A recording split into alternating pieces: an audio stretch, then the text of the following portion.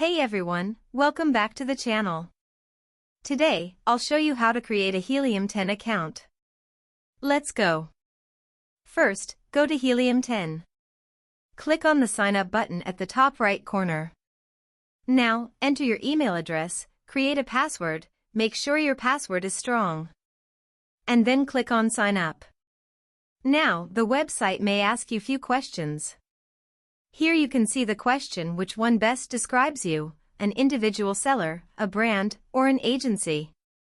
If you have not started yet, click on this option.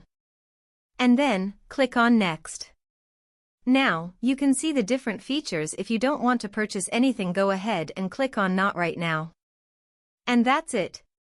You have created an account on Helium 10. Check out the discount link in the description box below. Thanks for watching. See you in the next one.